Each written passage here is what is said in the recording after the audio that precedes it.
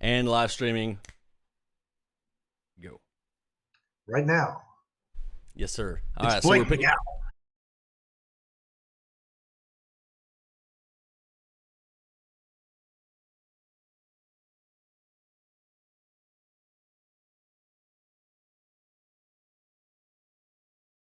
Shoot it, Blake. What you got? We were talking.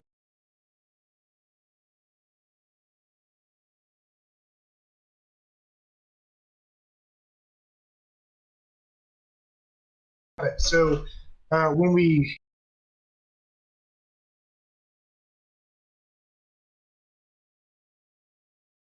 I did look for, and even today, I think it's very.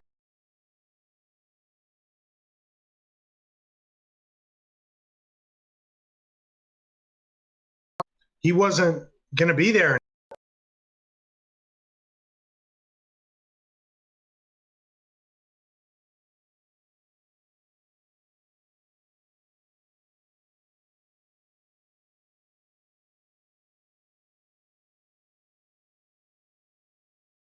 That person that I thought I was going to depend on was.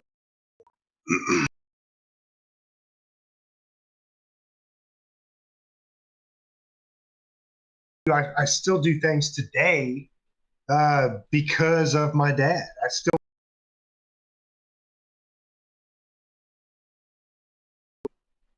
So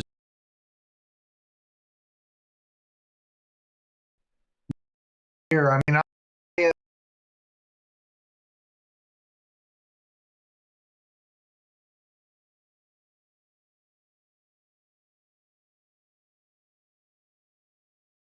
but I do also look to.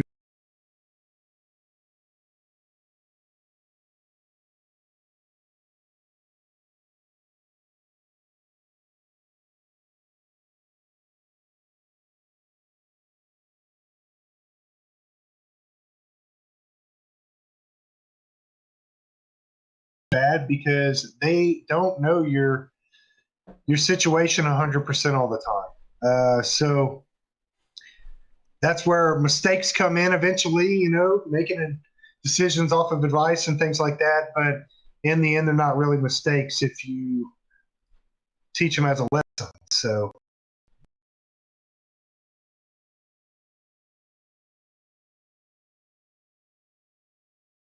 time that you were thinking about your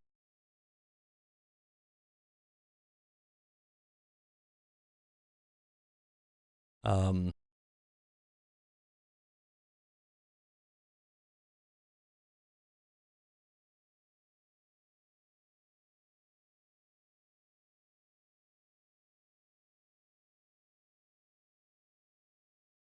I stopped working, although there have been some issues with effects of financial.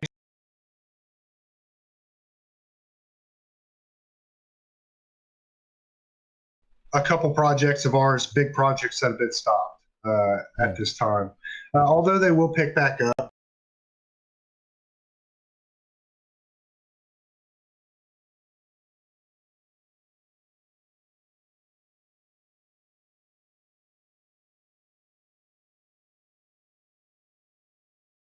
When COVID happened, I remember sitting there and,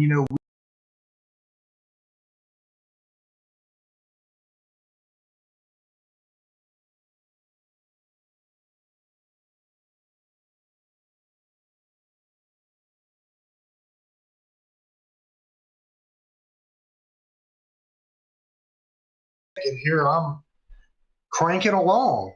right. And I did think a lot of that time, what would be the best decision? What decision would my dad probably make about it? And I also looked to other people and I asked other people as well what they thought. Agree with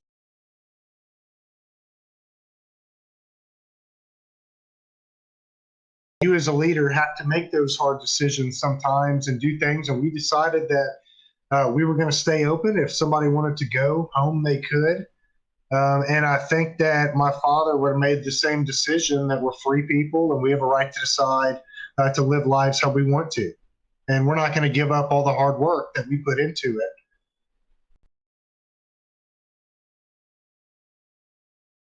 But if you had to say what the hardest decision was this year so far, because this series is pivot to profit. So what would be the most difficult decision you had to make this year to stay profitable, like in that moment that you're talking about? Okay, so Some we've new innovative actually we ideas, made a lot of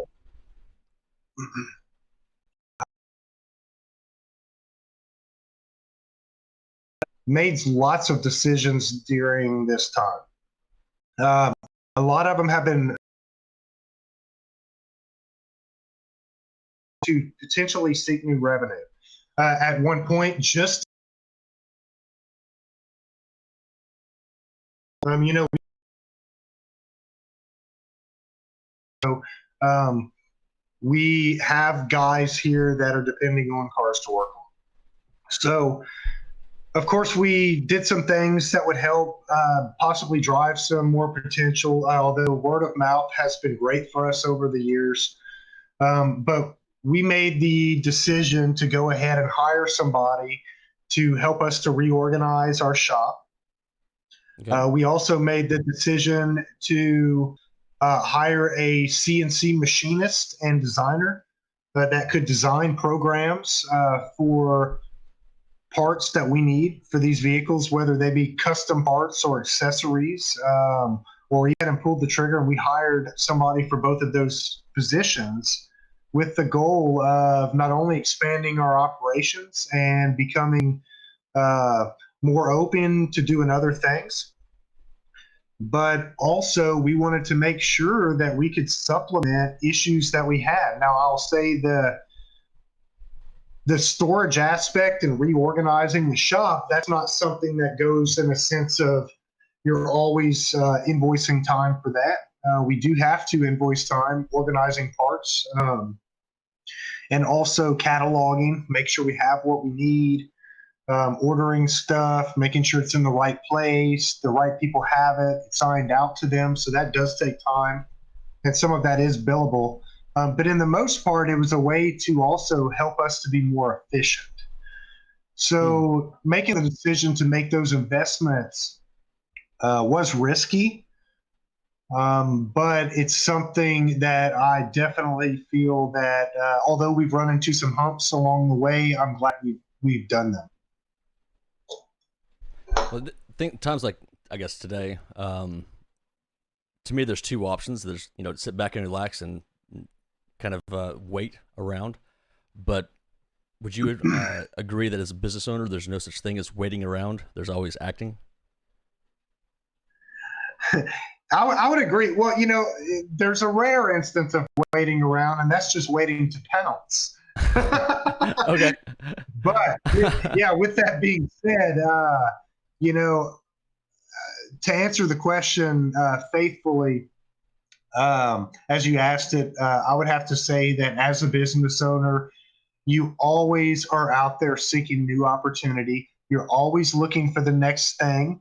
You're always trying to better yourself because the truth is, when you become an expert at something, you're only able to do that whatever you make, whether it be a fender for a car or fabricating other pieces. You want to do it in the least amount of time Right. with that. So Okay. So the go. website I have pulled up here for everybody.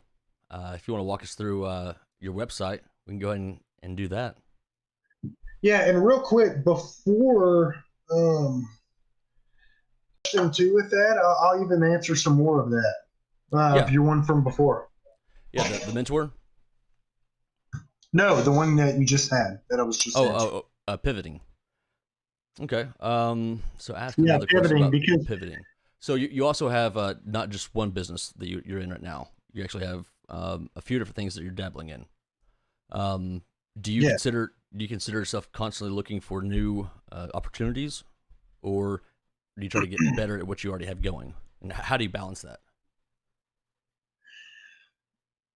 I think it's always best to get better at what you have going. You always want to have opportunities out there that you can, per se, wait around for Right. and pounce on when the opportunity is right, as I said before. Um, but it's always important to become an expert in what you do and get better at what you do. And if you have a problem, you try to change it as early as possible. Um, it's always good as well to look for new opportunities.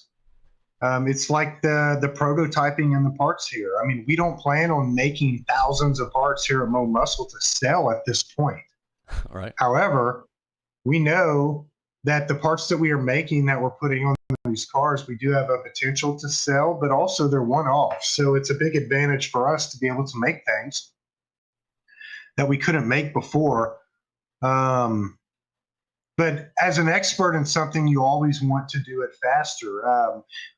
I've been to a metal shaping class, for instance, 4 or 5 times in Massachusetts at Pro Shaper Sheet Metal with Ray up there. And he'll teach you the first day that when you're in there, the goal of that class and the goal of advancing in metal shaping is to be able to metal shape in the least amount of time, basically. So if you can go and do that in the least amount of time, but you also learn better ways to do it and other ways that maybe you could sell that product or utilize that product, it's very important to keep expanding and looking into other atmospheres. Because if not, once you stop growing as a business, your business starts to die. Right. And Yeah, you're people either start growing to or be able, you're getting smaller. One of the two. you are, because people start sizing you up too. People start copying you. They start doing the same exact things you're doing, thinking it's going to be successful for them. They Right. copy your websites.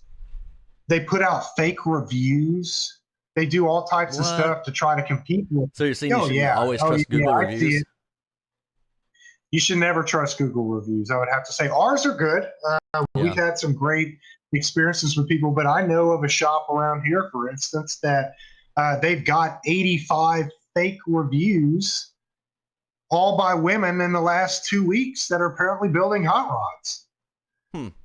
But people see through that. So you just keep going harder, looking for other opportunities, stay ahead of your competition, know that they're out there, but the truth is you don't even need to focus on them.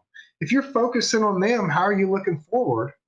Right. So look forward, leave them in the dirt, and they're always going to be chasing you. Well, isn't And you always stay one step ahead. copycats are the best form of flattery? Isn't that how that phrase goes? Yeah, I would have to say it's Imitation's the true. It yeah, happens a imitation's lot. the best form of flattery. Uh, it happens a lot. People are always seeking different ideas from people, and that's okay, to look for ideas and things. But to fake it till you make it doesn't Uh, work Not in today's world. Not for with the the most technology. part. Technology will get you found out real quick. How people Yeah, to get you research. found out. So no such thing. Which is Yeah, why yeah. this Today's live stream, technology is very interesting. me doing But this live is difficult for me because it's there's a certain image that I want and professional quality that I want to bring out in doing these live streams. At the same time, yeah, yeah, I'm one guy running a lot of equipment, a lot of software, and it's one thing to have a professional quality product, but for me, this is my I'm not gonna call it a hobby because I believe in it too much to call it a hobby, but it's too much. It's too important to me to get the content out, and if people will seek the content that I'm creating and engaging with people who I believe bring a lot of value, they'll look past that. And to me, it's the yeah. content that I'm creating. It's not the flashy dashy, all that stuff. Yeah, exactly. People want to hear people are there, like you said, for the content. Now, one thing that's important too, is seeking different avenues in your business and trying to expand. Is a lot of people just go out there for the almighty dollar. They Right. want to just make money. And everybody, of course, as business owners, we are out there to support our families. We're out there to make money. But if you're not happy in what you're doing now, and you're not always going to be happy no matter what, okay? But when you're in business, you always want to have a goal of making your life easier and doing things that you like to do as well. So, for instance, you asked about the other businesses I do. I'm a federal firearms licensee. I've got a special occupational tax so I can manufacture machine guns. I'm a big gun guy. I run into lots of opportunities because of it, and I made a business out of one of my hobbies, and it's successful. And you I enjoy do a doing it. lot of other things. You love doing it. I enjoy doing it. Yeah, I Um, enjoy doing it. If you can expand your businesses to fit your future goals, there's nothing wrong about that. There's nothing wrong about liking what you do. And believe it or it's not, yeah. important to fit your life into your business. Don't stuff your business into your life. I got a quote from you from the other night. I'm going to bring up. You said opportunity of necessity. So I'll go ahead and change this graphic real fast and add it on here. The opportunity out of Okay. necessity. Yeah. Okay. Do you vaguely remember what we're covering there? I do. I think at the time we were talking about when my dad passed away and not knowing what direction to go forward. Yeah. I do. So, um, you're missing your T, an opportunity. Okay. Well, Just so you know. just so everyone knows, I'm not perfect. I have like this whole thing going on. This I'm is how I sorry. say it in my language in Bobby talk. It's opportunity E. No T there. Yeah. Opportunity. Yeah. Awesome. Thanks for calling me out on that one. Opportunity. Someone else would have. I know I did. You know what? I called you out, and I'm like, I probably shouldn't have called. Oh well, whatever. Oh, I'll call you I'm out. glad You you called did. me out. There we go. That's nice. Yeah.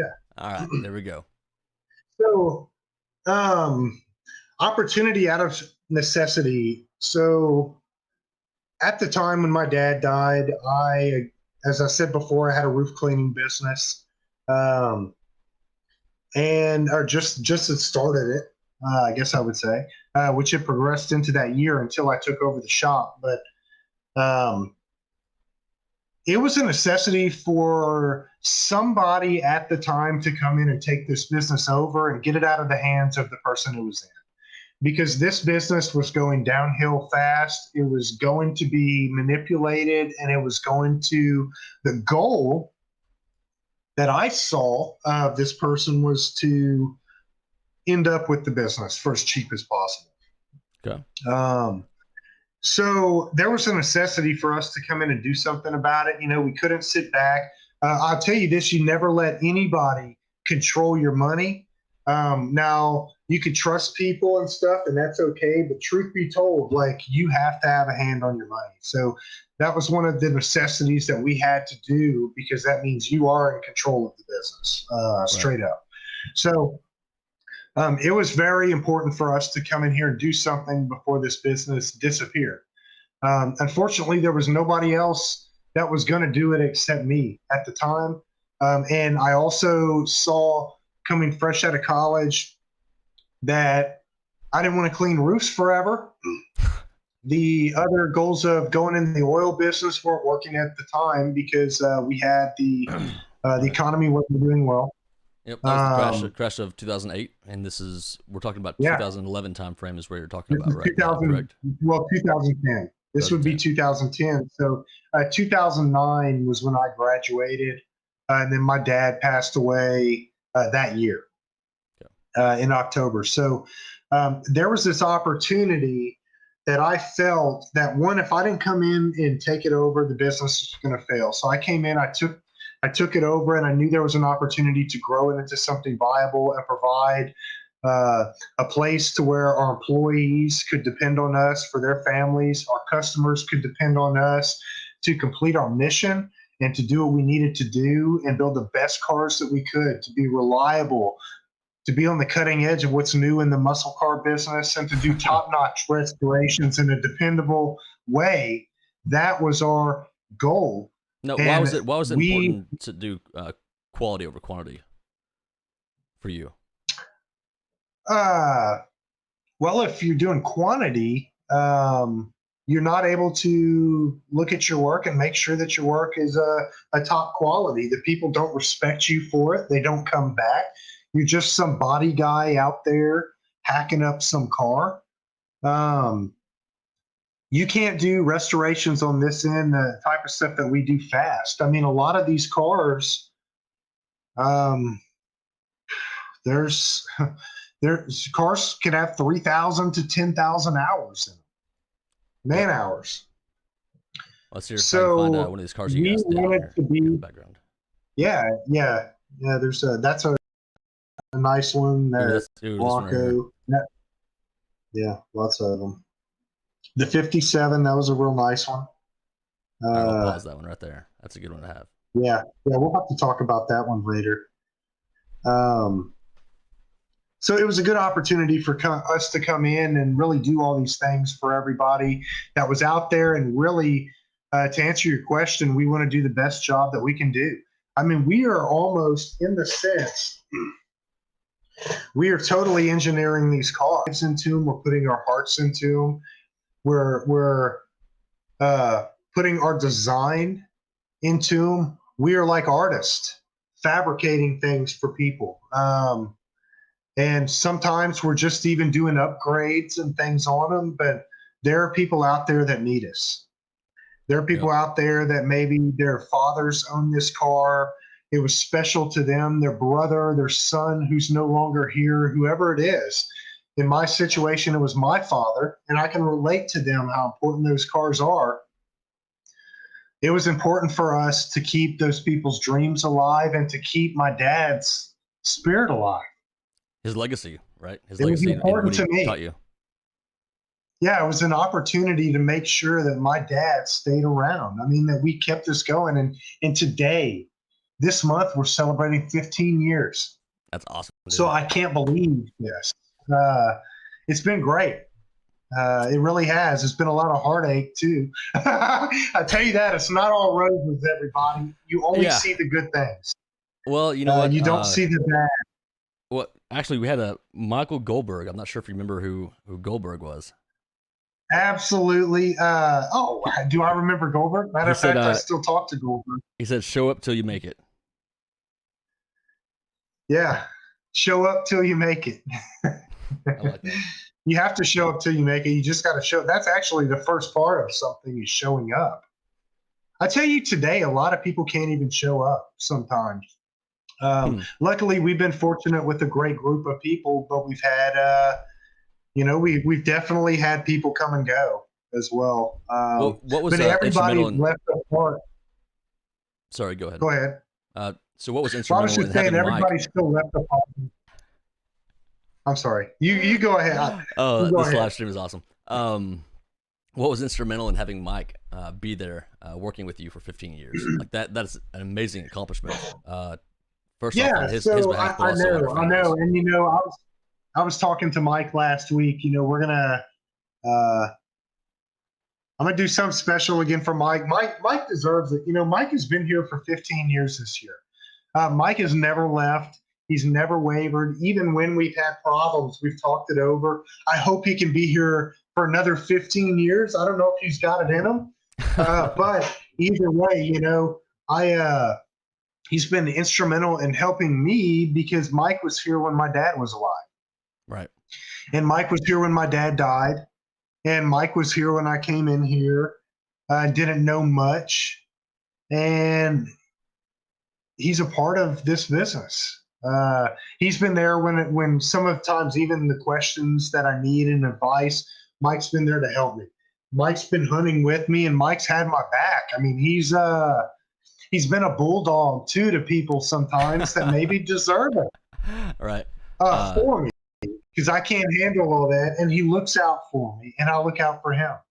That reminds me of the military. There's a military aspect of the officers, and then right below the officers, there's the or not below them, but in rank structure below, there's non-commissioned officers, and the non-commissioned officers are the bulldogs. The officers are taking care of the grand, overall operation, and the NCOs are taking care of the stuff on the ground, specifically, their territory. Yep. And if they got to be the bulldog for the officer, so be it. That's why they're there.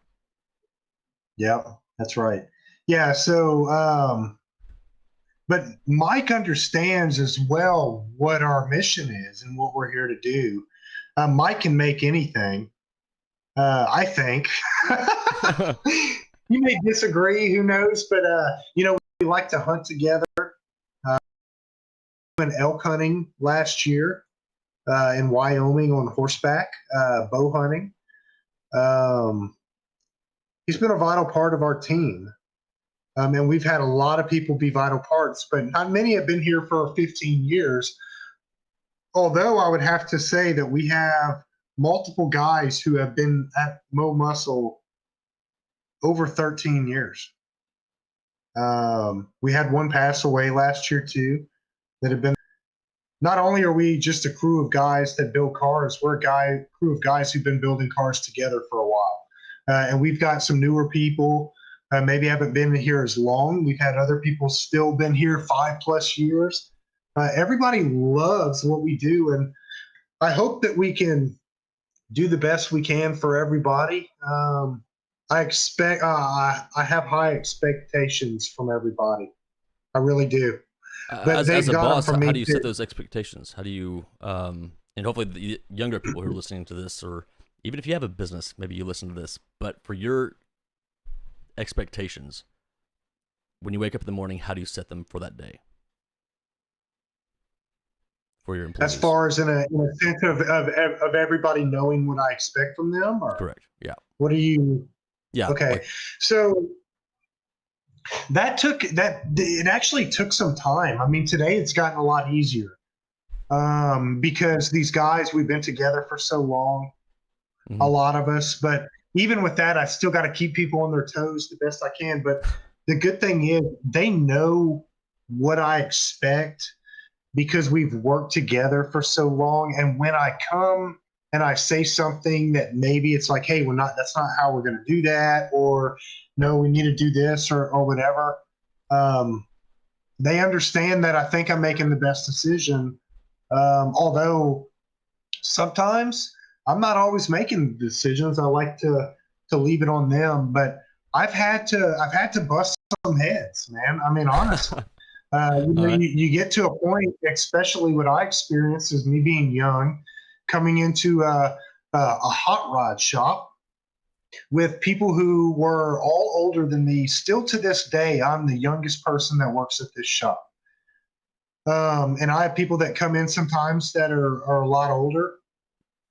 But you have to create policies and you have to stick to those policies. Well, You have the to reason why I make say sure that day what you're. in, day out, like to me, a lot of people forget that over time is where those expectations come from. And each day, especially at the beginning of a business, you have to address, like today, these expectations that I want in 10 years, they start today.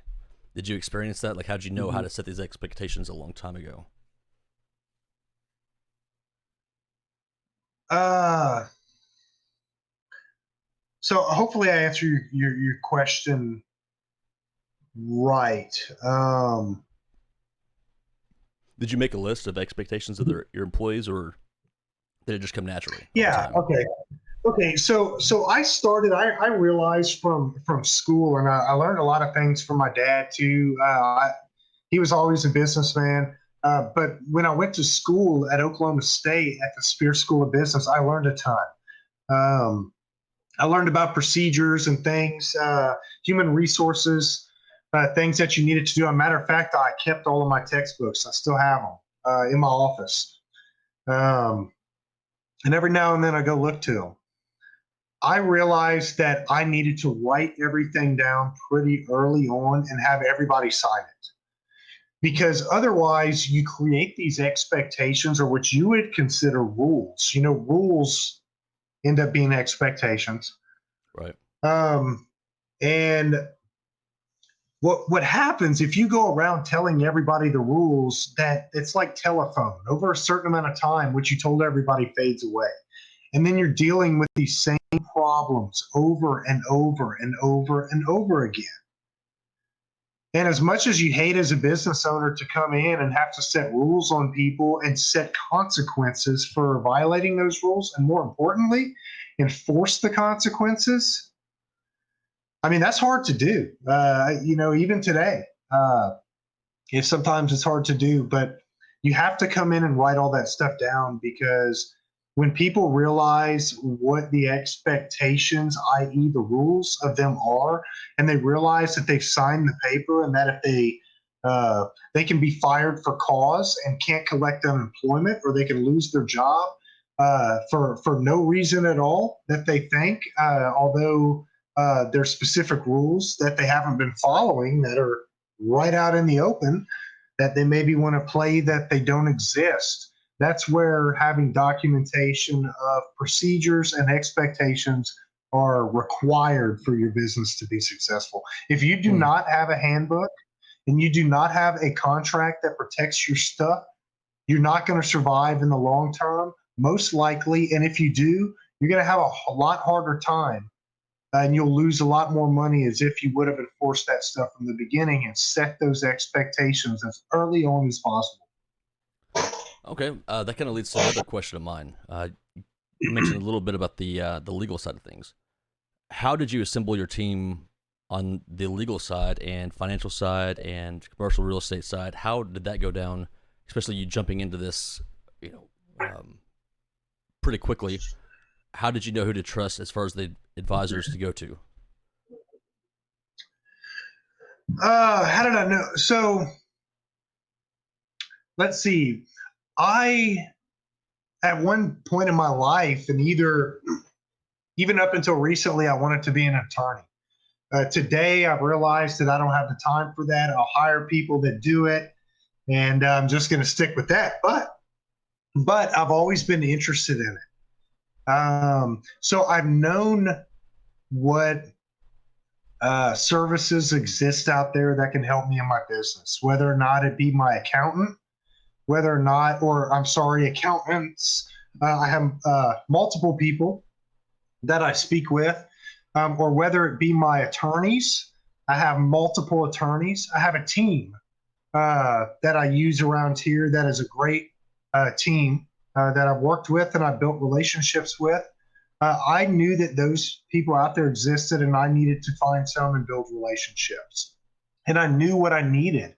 I knew that I needed a non-compete, non-solicitation, non-disclosure. And, honestly, in the very beginning, I didn't know I needed that contract until I got screwed multiple times. Oh, no. Oh, yeah. That's what happens when you don't protect your stuff. Your customers become your employees' customers. Right. If you don't lock them in a contract, because the issue is people always want it cheaper. The customer's going to try to solicit your employee, which also my customers are locked in a contract too. That way I could pit them against each other in court. Right. And I've done it because I've had employees solicit my customers, and I've sued people over it, and I've won every time. To protect my stuff. I mean, you have to protect your stuff. Right. I think 80% of businesses, by the time they contracts is the only way. 80% of businesses after 5 years, are not in business, and one of those causes, the main cause is actually cash flow, but another cause, kind of on topic here, is not having the right legal team behind them and not knowing what pieces and elements they need behind them. Like for Bobby Global, like I already have an attorney. He works with entrepreneurs to write contracts. What I pay him is pretty much nearly all the profit that I made last month. But at the same time, it's worth it at the very beginning, because what you're doing is very important. If you want the baseline to start out right, it's going to be okay. But if you all of a sudden find yourself in a legal situation, it's a little late to get a contract. Well, exactly. The other thing too is, like we also have contracts with our customers, which are very important, and this protects them and us. It's actually a great asset of ours. It's something that I basically wrote myself, just like my handbook, because I needed to customize it to my business, and then I turn it over to a legal team that helps fill in the legal jargon that may need to be there, or put it in a way that maybe is more enforceable. But you have to know what you're paying somebody for. I mean, To just go and throw money at an attorney to bill you and you not know what you're looking at and know what you need. Hell, you could go to an attorney today and ask for a non-compete. He's going to give you one, and it's not going to help you that much if it's not written to you. You know what I mean? That's why You have to I see people customize have it. the I can't remember the name of the website, but it's what is it? You can go online and get your wills done and stuff on there. Um, LegalZoom LegalZoom. is Yeah, this is one. this is not bashing LegalZoom. This is saying there is a I started my first business on LegalZoom. okay, so it's a great thing to use, especially for beginners. I But as did. you go down the line of things, talking to other professionals, and I guess having the humility to know that you don't know everything, can really bring more business to you and actually help your employees be more secure in their job. Because like you said earlier, Yeah. you have not only you to worry about, but you also have your employees and their families as well. So it's Yeah. important to have all those Yeah, different aspects taken care of. it is. And even these contracts that we have, I mean, they they protect my employees. They do, because we've had people come in here and solicit clients before, for instance, that are stealing off of my employees' plates because they're the ones who were working on the project and maybe did most of the work, or we're the ones that came up with the ideas. Right. Um, and we're the ones who advertised and got those people in to trust us. And for somebody to come and try to swipe that from your other people that work for you isn't cool. And people will do it. So you have to absolutely protect yourself. Now, everybody's business isn't the same as mine. Um, but if you think you're going to go out and start something special and somebody's not looking to do the same thing and see how you're doing it, you're wrong. Yeah. Yeah. I've You're a had little wrong people on that one. steal my customer. Oh yeah, I've had people steal my customer list and brag about it.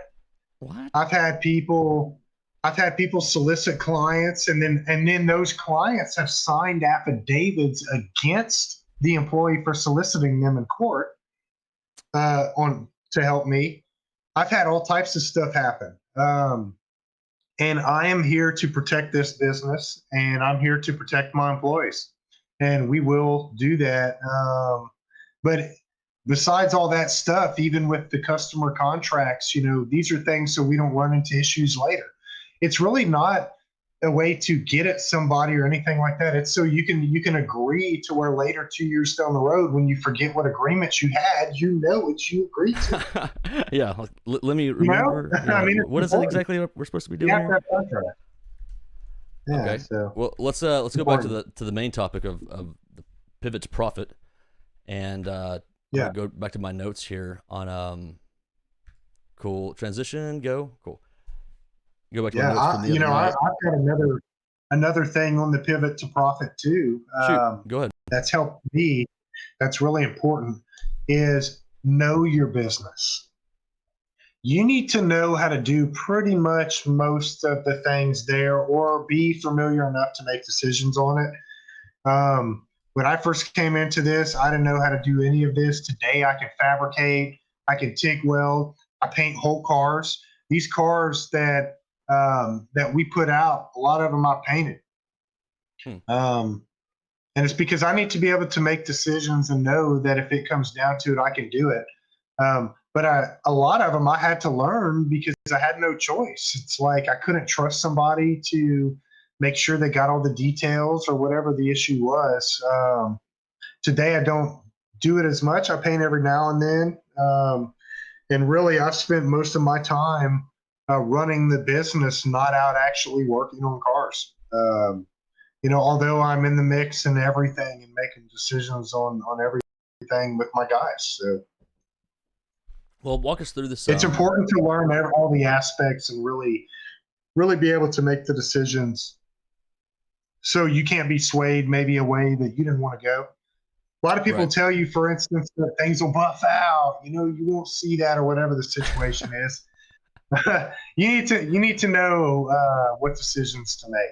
So you have to Is get that your hands dirty literally too. and figuratively? It won't buff out. Is it Because I think that has double meanings there. Was that a double entendre? Yeah, actually, it's kind of a joke because we've that's kind of one of the painters' thing to where like if a painter messes up when he's painting, for instance, they'll say, "Oh, it'll buff out," but really because you have to cut the clear and polish it, you know. But really, you'll see it even worse after that. So you know, Awesome. and then it's too late. But, Well, yeah. let's walk us through this 1957 Chevy Bel Air. My dad would love Okay. uh, this car, excuse me, and so I want to see the story behind it.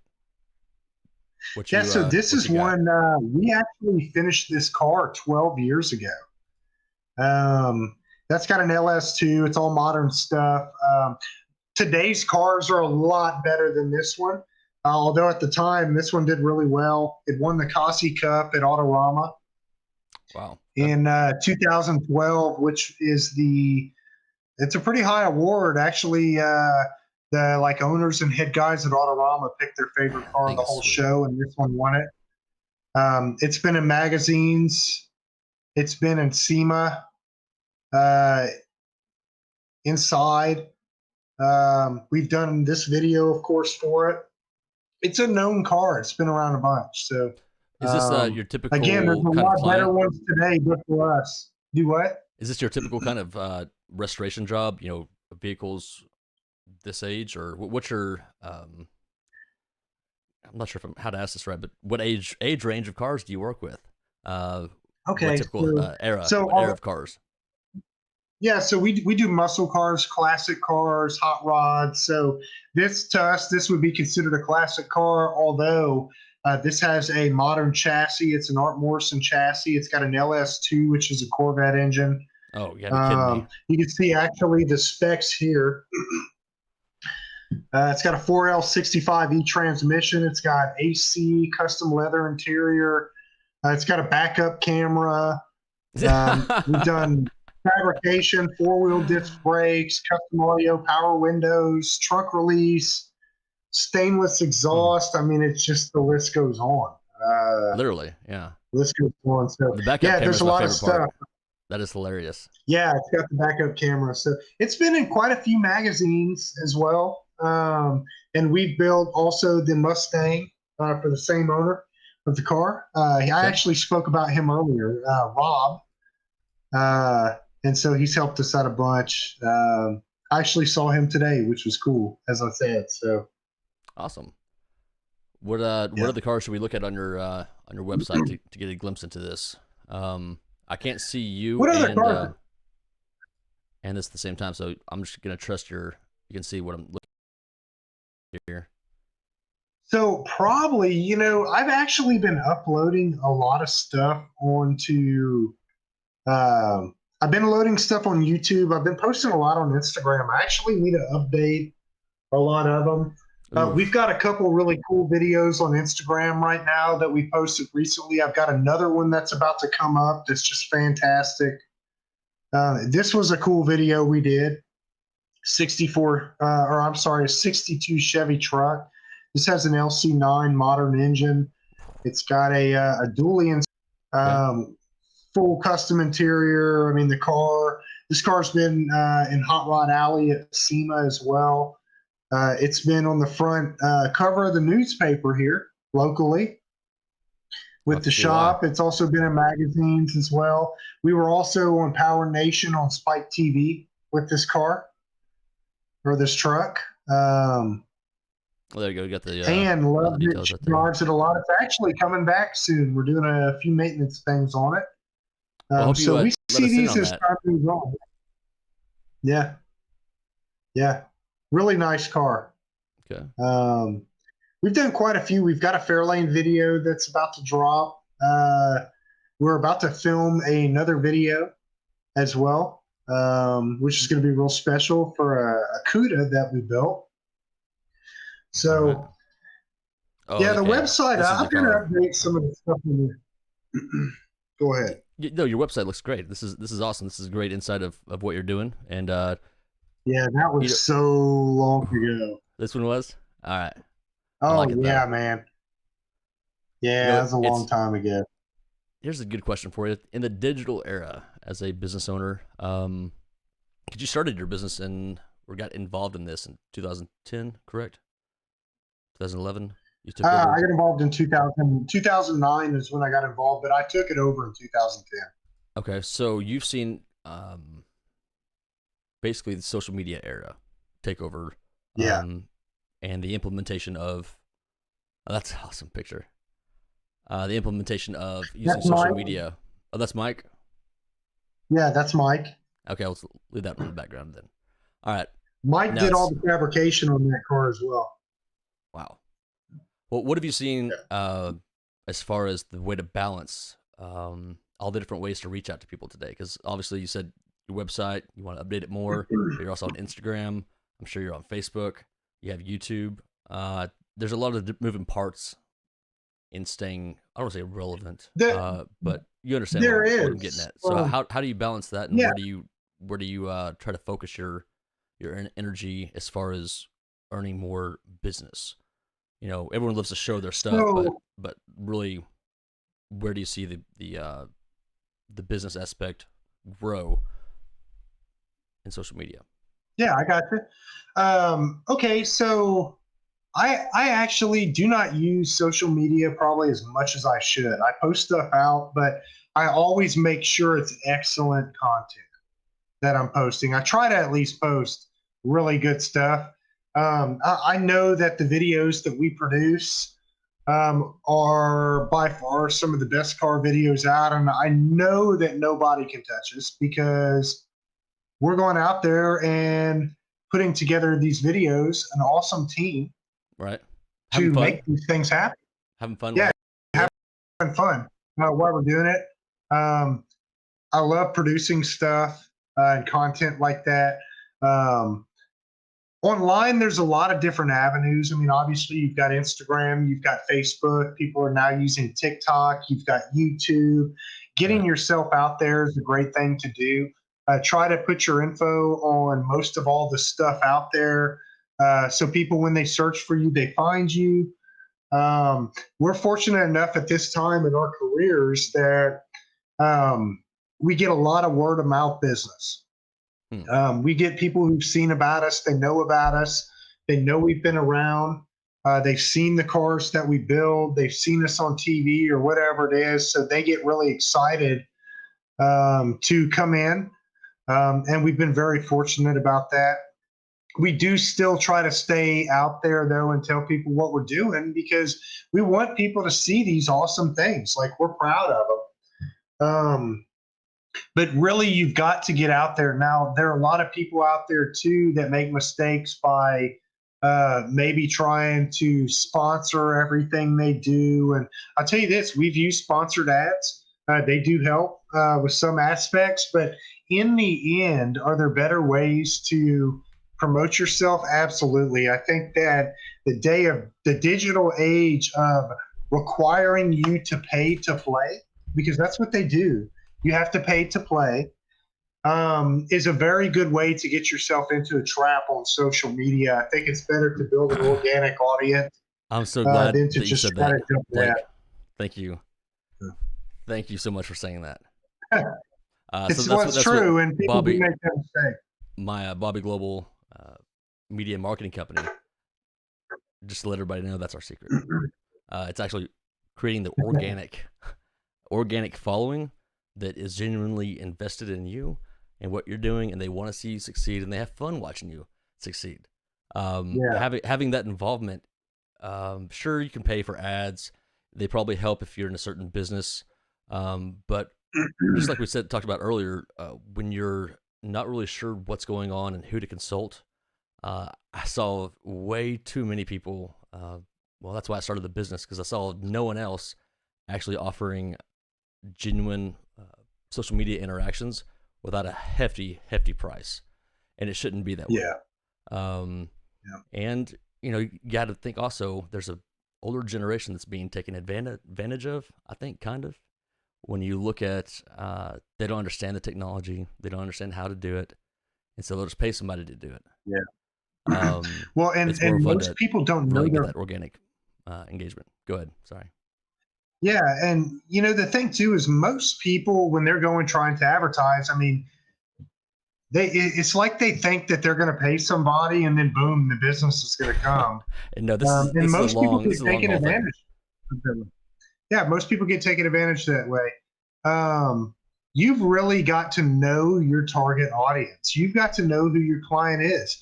I mean, Right. for instance, I've had people tell me, "Oh, Blake, you can advertise in this. It'll be great. There's so many people. There's 10,000 people that come by." Well, guess what, homeboy? They're not my customers. They Yeah, would that's not you're never trying to buy reach. a car. I mean, they're not going to come in and pay me to build them a car. So why would I waste my time on those people? Oh, sorry. Right. I want people who are genuinely serious about building some of the best cars out there. And we want to attract people who want to have cars built correct. They want to have something done that is quality.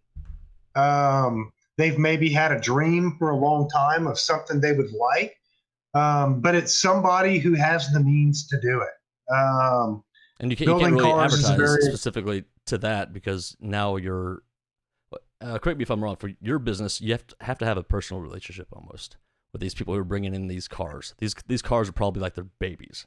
They have to know it's going to be taken yeah. We care of. try to. Sometimes it's difficult. It's hard to get people to come in. Sometimes it very Really, much is. that's fair enough. Although we typically have 30, 35 projects in the shop at a time that are all muscle cars and classics. So, but a lot of people don't know their target audience, so they end up advertising to the wrong crowd. I'll tell you, I made that mistake when I first started my roof cleaning business. I ended up advertising in one of these catalogs around here that it turns out it was like a coupon type deal. I mean, it was a legitimate magazine. They legitimately sent it to everybody in that area. The problem was most people throw that shit away. It's spam. It comes in, they look at it. They're not going to go in shopping for Right. for for coupons for service. Anybody that's going shopping for the coupon for the service, they're going to be cheap the whole time. They're going to complain more too. They're not probably your client that you're looking for. Right. Your client, if you're building, for instance, $1 million homes, you're not going to go in there and advertise in the wrong area. Yeah. If people who And not to don't mention, don't live in the same home. I mean, well, let's take that $1 million.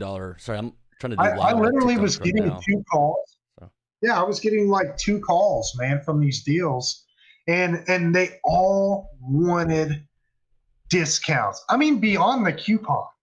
right. So, like, I advertised to the wrong crowd, and so it's very important that you know your audience. If you don't know your audience, you're wasting your time and your money.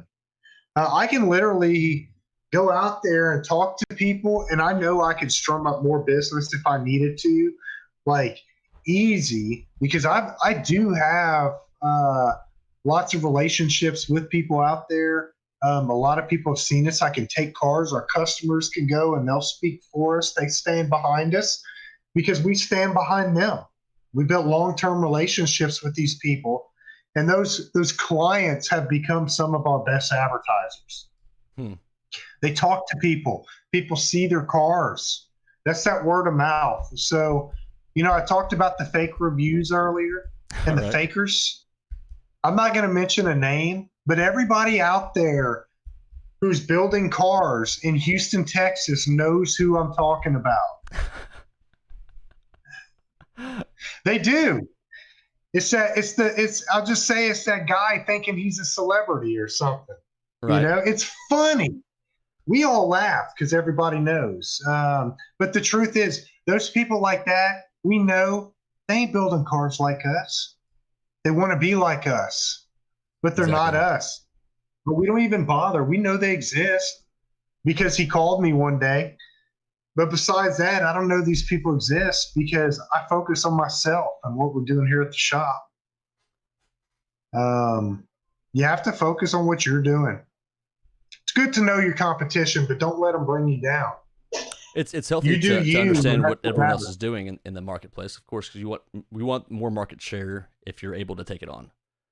But at the same time, Yeah. if you obsess over what your competition is doing, like I did with Dave Ramsey, like people love Dave Ramsey. I get it. I got it. I used to too, and then I actually read some information from people who don't, have a radio show host or a radio show talking about money, and it really opened my eyes that my entire life I thought money worked a certain way, and then come to find out, Dave Ramsey is preaching things that are basically elementary, like don't spend what you don't have. Gotcha. Don't use credit cards if you can't pay them off, or don't use credit cards at all. And I was almost overwhelmed with how many people he was affecting when it came down to the 15 versus 30-year mortgage that you and I talked about.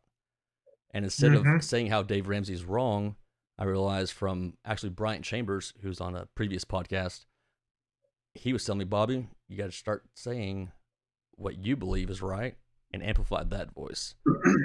And if you're eventually louder than them, you won't have to worry about them. It's like, well, now that requires me to change. So I guess I'll have to deal with that right now. So it's great advice. Yeah. Yeah. It's natural for people to look around and seeing what their competition's doing. But truth be told, like guys that have other shops that do what I do, I'm friends with. Right. I'm friends with most of them. Like we support each other. And that's somebody else I've bounced ideas off. Sometimes us guys call each other and see, how maybe we're handling something or what's been Has it going happened on. during COVID? So, yeah. Okay. Yeah, it sure has. It's definitely okay to be friends with your competition that's out there. My statement earlier was just kind of talking about some noise No, I that's got in the you. I got you. background. Yeah. I'm looking forward to hearing the background story on that. I'm sure it's pretty good. How much longer do I Boy, over have you there. for here? Do what? How much longer do I have you for? We can keep going. I'm okay. I have a question about your, I guess what's going to happen over the next week or two. Okay. All right. As a business owner, with a child on the way, how do you anticipate the balance of being a father with a newborn and also continuing your business without taking away any attention from the business and continuing it to grow? So how do you make the balance of private life and your business? I actually get asked that a bunch. A good friend of mine, Ben, he actually asked me that recently. How do you do all this stuff? Because I tell you what, like I'm ADD, and it's been a gift in my life. It really has. Yep. Yeah, same I'm here. not kidding. It has. Family obviously is the most important thing in my life. With that being said, I am very aware to the fact that without my business doing well, my family's not going to do good. So you have to make sacrifices sometimes. Right. And whether that means that you got to come home late or you work late or maybe you're a little stressed out when you come home. Okay. Luckily, I've got a woman that supports me, Christy. And hey, shout out to Christy, by the way. Shout out to amazing Christy. Woman. Amazing woman. Yeah. She supports me, and I'll tell you what, she puts up with me. I really look up to her for that because I'm not always the nicest person. I'll have to say, because I go through a lot of stress, I think, and sometimes I need me time too, but I come home and I try to spend time with my family every night. My daughter, until she at least goes to bed. As Bobby mentioned, my wife and I are expecting, and we have another baby that is coming on Friday. And we're very excited about that, of course. So, Bobby, you really just as far as to make me happy in life. I'm gonna sound a little selfish here, I think, but it's okay because I really feel that um, it's gonna go against the grain about what I'm gonna say here. But hear me out. My family is the most important thing in my life. But I truly believe that you should, as a person, prioritize yourself first before anything else in your life. And Hmm. I think that some people think that's selfish because they're like, how could you love yourself more than everybody else? It's not that I love That's not myself what you're saying. more than everybody else. What I'm saying is that if you're not okay as a person and you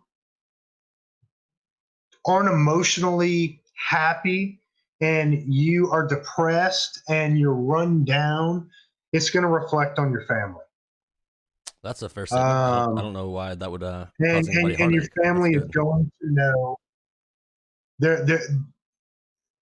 they're going to feel your pain one way or another, whether it's, maybe you say some things you shouldn't say, um, or do some things you shouldn't do, or whatever the situation is. But a lot of people give, give, give, give, give, and they never think of themselves.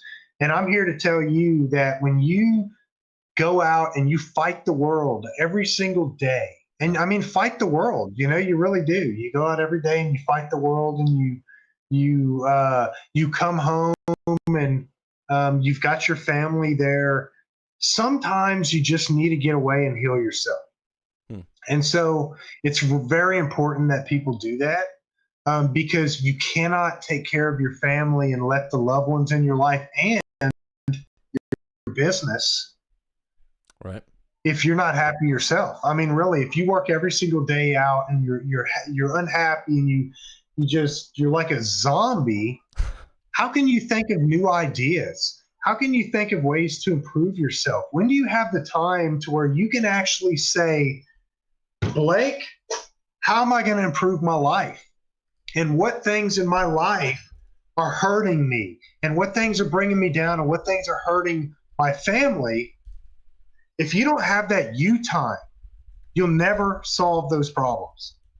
So I do think that the most important thing in your life should be yourself, because without having a healed person and without actually uh, knowing that you are healthy,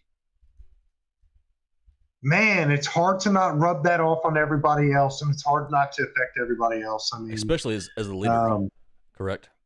yeah, yeah, yeah. I mean, I really feel, yeah, as a leader, I really feel, and a leader of my family, even, that I feel that I owe it to my family to make sure that I'm sane, although I'm not always sane. Well, I Uh, was gonna say that, but since you said it, sure, yeah. but yeah, I hope that didn't come off as a selfish way of looking at things, because I really feel that No, if I don't think so. if you're not whole and happy, it's going to affect the closest people in your life, I would possibly in a negative way. bet that there's a lot of research that backs that up. Like, I'm sure. Yeah, yeah, and you those times to where you try to do things that focus on you. Like me, I like to hunt. I like to dig for artifacts. I even like to make points out of stone. I like to learn things. I like to read. That knowledge that I seek of constantly trying to improve keeps me sane. Just like I'm sure doing a podcast and all the research that you put into what you do Right. keeps you sane. It drives me crazy Um, sometimes, but no, for the most part, it keeps me yeah, sane. Gives me purpose.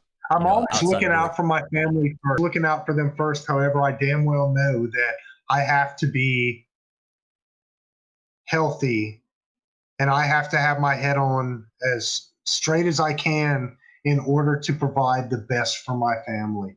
So I love it.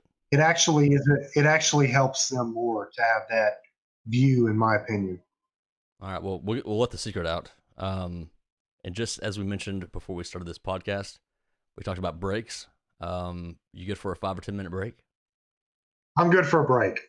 All right, 5 minutes. Here's the cool I transition. really, I can keep going. I hope people are listening in. I'm Yeah, trying we've to had provide looks like 30 or advice. 40 people watching so far. So I think it's very Cool. valuable, man. And we'll do That's a cool good. Yeah. transition here. Tell me what you Yeah, it's think. good. Okay. I'll be back. Thank you. We'll be back. Awesome. And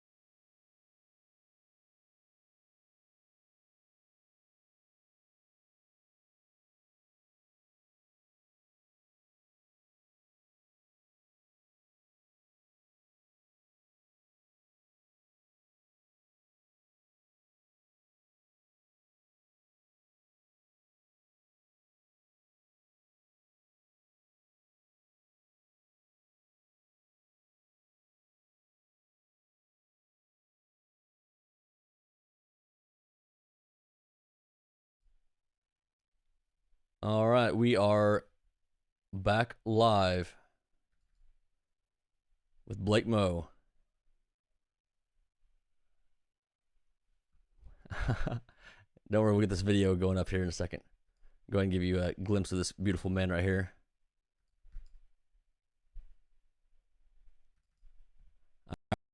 Blake.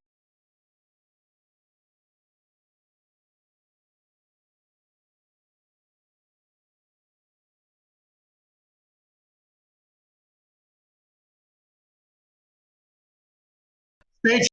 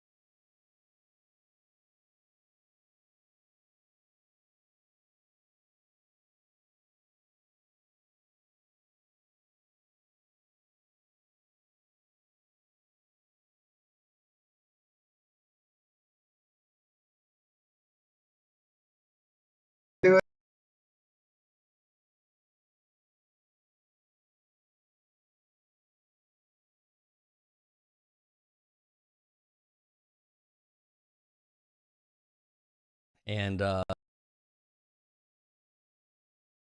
it's um Facebook.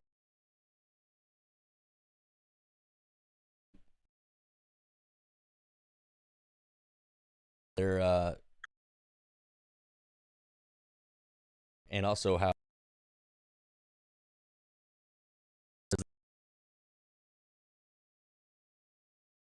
remind how has with vehicles uh real emotion. It's a thing. Yes. So at the beautiful, depending on how far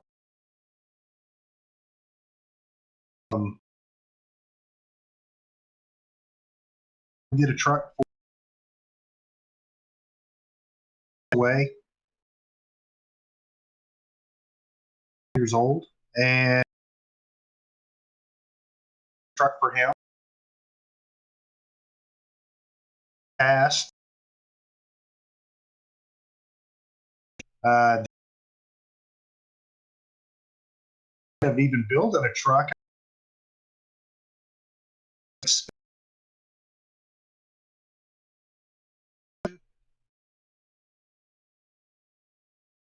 the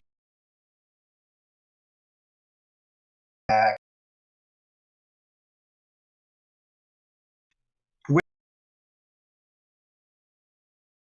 dedicated, very rusty of it.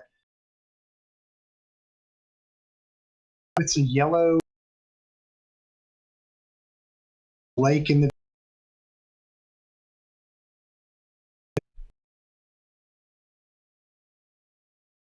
metal, and these memories of with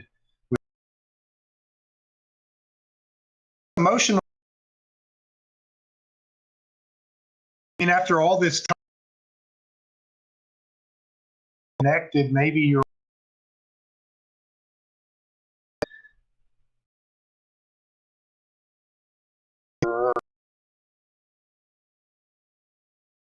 that's emotional.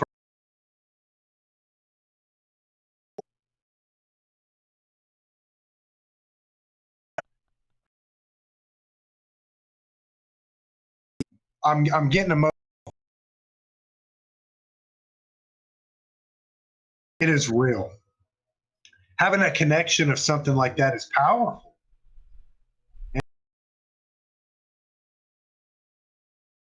That connection, and they seek that well-being that they once had, and so it's really an awesome thing to be able to witness that when that happens, Did you have a certain and when they're car reunited with your dad? Did you have a certain car? Sorry to interrupt you. do I have a certain car? So we've still got dad's cars. Okay. My mom's listening, probably thinking, shout out to my mom. I love you, Mom. Hey, mom, I saw my She's mom a was great listening mother. too. So shout out to all the moms Yeah. out there. We love the moms around here. Yeah. My mom's probably thinking, yeah, we still got those cars. I'd rather the money. But I tell you what, these there's other things we can get money from. Work hard, but these cars, although we don't drive them much, and maybe one day we won't, we'll decide to get rid of a couple if we ever do. The fact is that, like, there's one of them in particular. It's a 29 Roadster. It's an all steel body, and this car is one of my favorite ones to drive. Although I haven't driven the car in about 7 years. We actually decided. I had this brilliant decision that I made, was to restore the car. And just like everybody, they get in emotionally. They want it done. I thought I could get it way done faster, and then you start picking things you want to do, and then you got to fix that. And turns into this big thing. And so anyway, the car, we decided we were going to redo it, and it's the first car I painted. Had the help of a painter that was here at the time, and he guided me. And after, we had a friend, Patrick Maxwell. He's a pinstriper out here, and also an artist. Does an excellent airbrush and things like that. So he came out and he replicated the pinstripes on the car, just how they were from the pictures. We had sanded the car down, we did everything, and I painted this car, first one I ever did. And the dang thing still isn't together yet after all this time, but it's close. We're going to get it together this coming up year. 2021's the year. And the Meaux Roadster is going to be back on the road. It's going to be pretty cool. We'll do a video Meaux of Roadster. I like that. Well, actually, the license plate that I got for it is Mobetta. M-O. We talked about that. Mobetta. That's awesome. It's a license plate. So I don't know what I'm going to call it yet, but that's what the plate says. And it is going to be Mobetta. We actually, Pat even put my dad's signature on the back. We took his signature and Pat pinstriped it. But it's a pretty cool car. I'd have to say that's probably, as far as connection wise, I've got the most time invested in that. Although I have definitely dropped some coin fixing up these cars over the years to keep them running and reliable. Even the boss with the shop has to pay the cost, guys. And it's true. It's true. There's not a family price on that. No. No. Oh no, I don't give family discounts, even to myself. Yeah, I mean the truth is, like, if what is a discount? It's like if somebody asked me for, oh, what's that family price? Like, the truth is, that I would have been making that money off of another job to be able to feed everybody's families and their great work that they do, and myself, and continue the shop going on. So, uh, Well, when you put it like that, you should charge extra, I guess. Uh, yeah. Another question for you that I left out from earlier, I think you'll appreciate because you got a little bit hung up on it last time I asked you.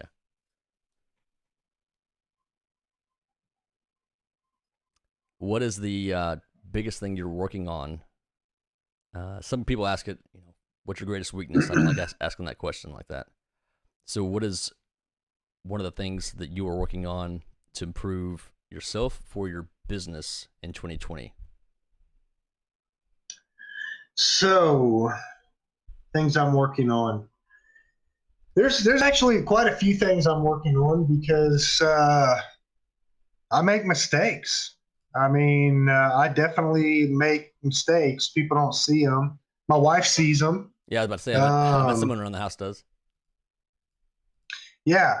And, I'd have to say probably one thing I'm trying to do this year is really, before I say certain things, I'm really trying to think about what I maybe say and plan out a little bit better, because sometimes I do say the wrong things. And I've realized that, like, people aren't as desensitized, I guess, to certain things as maybe I would be saying it. I mean, I'm pretty blunt with people, um, but I try to do it in a loving way, although it's not always that way. But I'm trying to be a better person. I really am. I'm trying to listen to other people more. I'm trying to look at other people's, kind of where they're coming from. I'm a, you know, I just want people to live free and be prosperous. But you got to work for those things. I mean, handouts aren't free, people. No, no, It they takes a lot of definitely hard aren't. work and tears. It really does to But get where you need to be. that almost goes back to the mentor thing. There's ways to get help. It's knowing where to look. You know. Yeah, yeah, it is knowing where to look. It's I remember learning as a kid to search the internet and books, mainly books in the library at first, I on forgot we even had those back what to then. find. Yeah, I mean, Those still they taught exist. us how to. Yeah, there was some type of, and they would always messed it up doing it, but they had some type of way to find the books. You Yeah, it's know, called to go in the library and find the book. oh, what is it? I forgot what it is. Well, If you that said shows it, how I much would we know were it. there. Yeah. I know. I forgot. Well, I haven't used that in a while because today we have the internet. But I learned to seek stuff, and that Mo money, information's obviously. out there. You just have to find it, Yep. huh? Somebody said Mo money, Yeah. So, obviously talking about me. We have Chad Vincent in here yeah, also. yeah. What's up, Chad? So, the reason I mentioned finding the stuff on the internet and things like that is because that goes into even being able to find mentors and find information. I mean, I didn't know that statistics, I would be able to use the things I learned in statistics at Oklahoma State. Right. Now I know that those things, when I need them, and I have used that, I have in my business because I know it exists. I know where to find the info. I know it's there. Um, just like I know when I need an attorney, or when I need an accountant, or when I need schooling for myself, or when I need a chill, or whatever. Well, you know, Holly helped us out with the library question. It's called a card catalog. You we know that called it now? something else. It was like I think we the called it period. something else. Somebody came up with it. It was named after the person who created it. Right. The catalog system. If Yeah. only there was Google. I'll pull up Google. I'll be the J Yeah, man. they're really people. I mean, a lot of people I find today that people cannot seek out information. And the truth is, anything that you need is really out there. You just got to look and know where to look.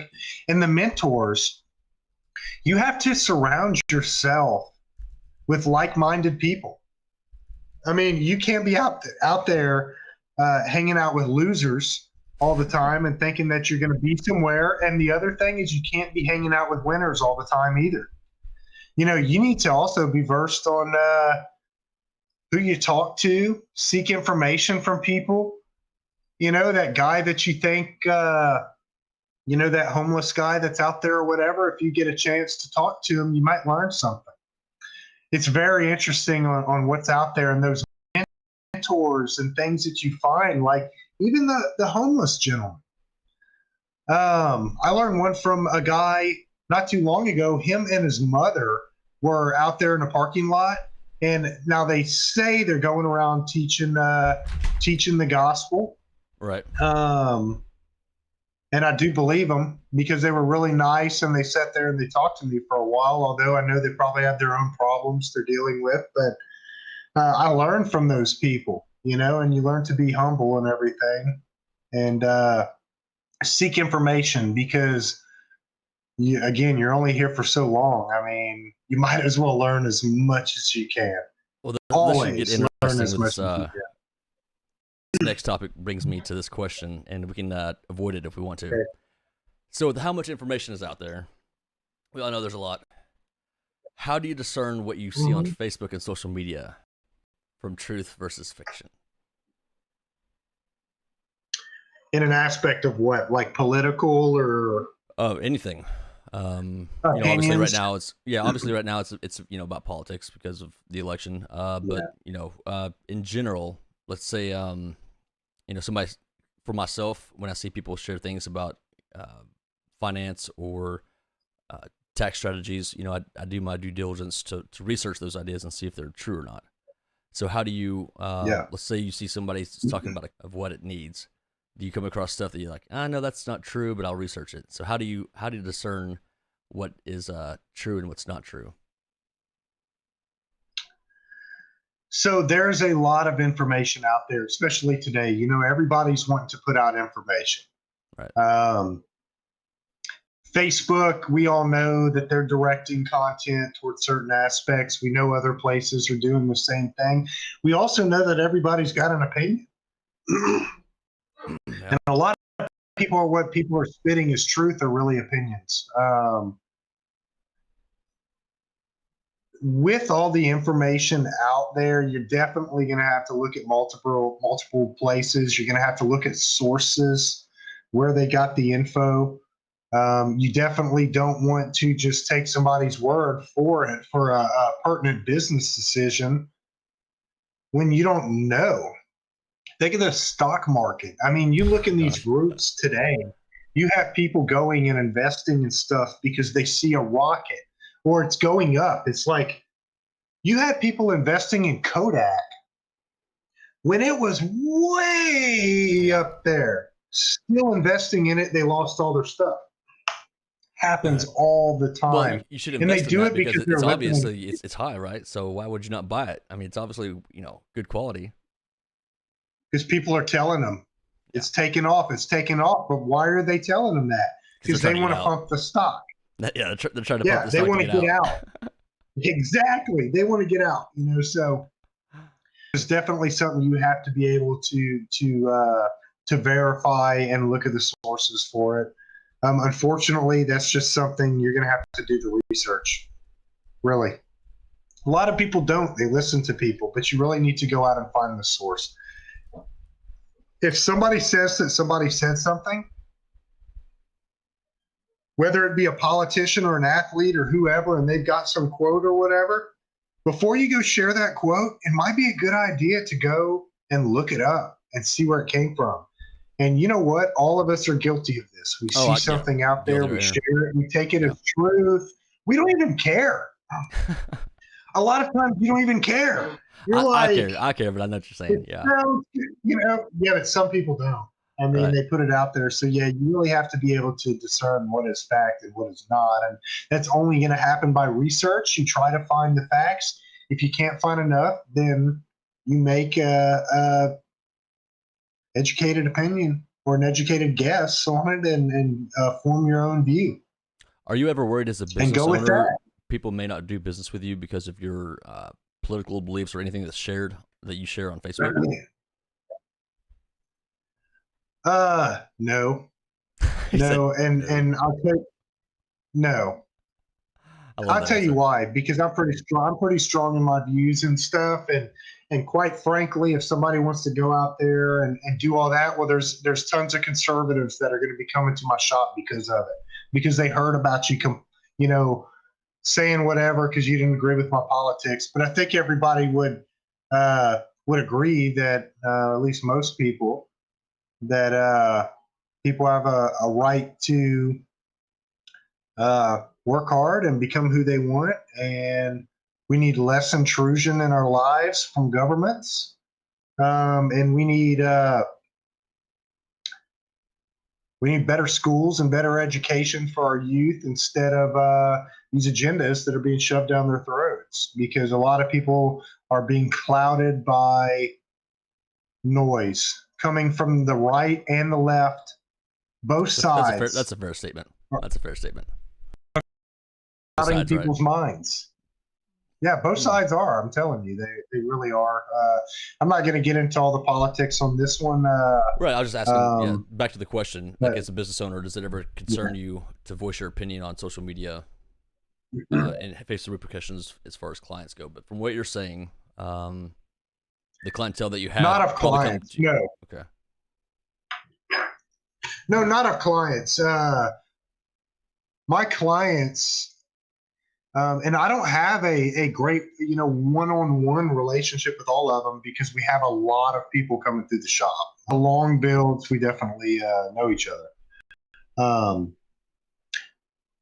I've had people go in my personal stuff before and try to post stuff, like they didn't agree with the political thing. I had somebody go on my page one time, but I mean, truth be told, like, look, two can play at that game.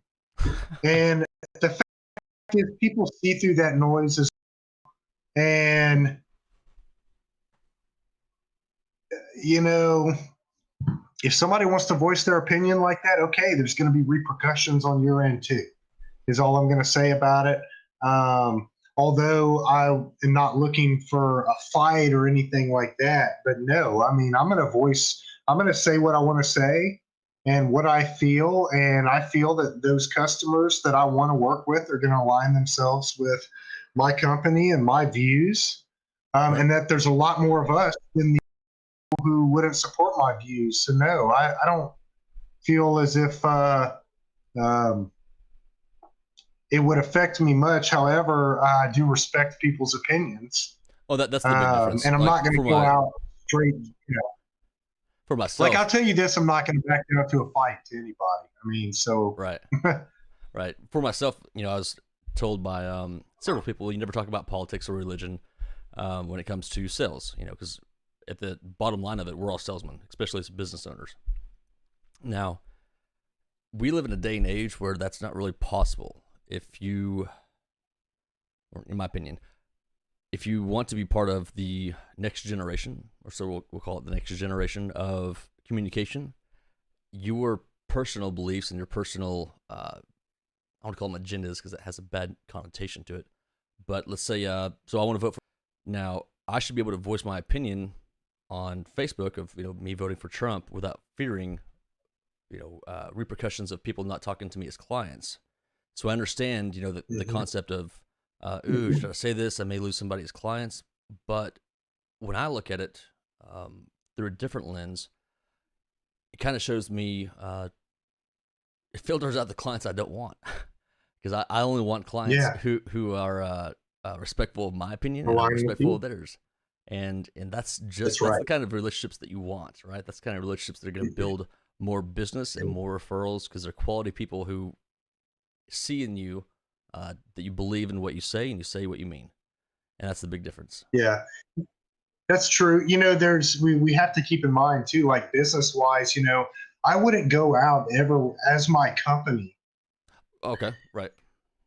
rioting against somebody or making a statement representing my company like Hmm. that. Although That's a fair I'm statement. definitely I am definitely far right. I definitely believe in freedom for everybody. Uh, all this bullshit that's being spewed out there, is not what we represent at all. And most people that I know and most people around here feel the exact same way as I do Right. about it. So, but no, I wouldn't be out there like doing what Nike is doing ever. But Nike is aligned with, I mean, they know their audience. Right. And that is why they've chosen to have certain people as their representatives that do not align with the culture and the ideas of loving our country for everything it stands for. And knowing that we're not perfect and we may have some things that need to be fixed, it's still okay to be 100% American Right. and love this country to death. And I'll stand for it forever. Amen to that. What let's talk about more of what you do locally for the community, because that's definitely something that everyone, I see big corporations pushing. We need to change this. We need to change that. It's my belief that it's going to take community leaders, people that are actually in the cities, that are in the towns, that are in the farmlands, to make a difference and an impact. Kind of like we talked about with the mentors. Holly, shout out by the way. Mm-hmm. Love your comment there. So, are you participating in something locally for your neighborhood or anything like that that your business gets going? I've actually I've had an idea to do something myself. Actually, we've done some stuff around here, but there's something I'm kind of focused on, and I'll share it. We have a problem in our society to where there's lots and lots of kids out there without role models, and there's lots of kids out there without fathers, and there's lots of kids out there without mothers that care for them and watch them. And as a consequence of that, we have teenagers raising children and youngsters who may be getting in trouble. And I've been in trouble myself before. When I was younger, you have Right. to grow up and uh, and have life experience. So I mentioned about the schools earlier teaching nonsense to a lot of these kids and all this, but nobody's out there teaching them how to start a business, how to shake people's hands, how to stand up for what you believe in a way that's good for not only themselves but good for society. And there's a lot of these kids that have no guidance whatsoever. They don't know the single first way to get out there and get that idea that they have and turn it into a positive thing for their Hmm. life. They've never been out and failed before. They never had anybody pat them on the back when they failed. Right. Yeah. And so, what I would like to do is develop a program to where these kids without fathers and role models can come to this program and actually learn how to be somebody productive in society and actually learn from people who are going to sit there and support them. Because there's so many people out there being manipulated today, especially by political forces that aim to corrupt our youth and pervert our Constitution and use people for political gain while in turn never actually doing anything for them over decades, using people in generations, and these people get stuck in these cycles. So we need people out there teaching these people how to get out of that cycle. You Hmm. hear people in politics, especially, I'll just say it, especially the left, out there talking Hold on, about what folks. they're It's a roller doing, coaster. well, I'm gonna talk some real talk here I love it. about what they're doing for these people. But what are they really doing for these people? After all, where have they been for them? Right. What was Malcolm X talking about? All this same stuff that's going on today is talking about the true enemy of the poor and the true enemy of blacks in this country, and it is the left that use and abuse them every single day and never actually do a thing for them. And I will say there are Republicans out there as well that have never done anything for these people also.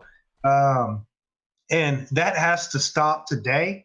We need to teach our youth and our people of these country to actually be influencers and people of a positive light, people with morals, people who want to have family, people who want to grow and succeed.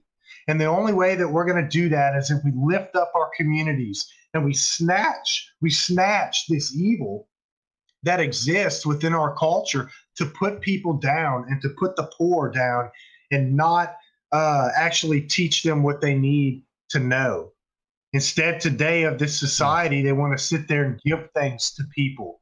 But instead of teaching those people to fish, they give them a fishing pole. Right.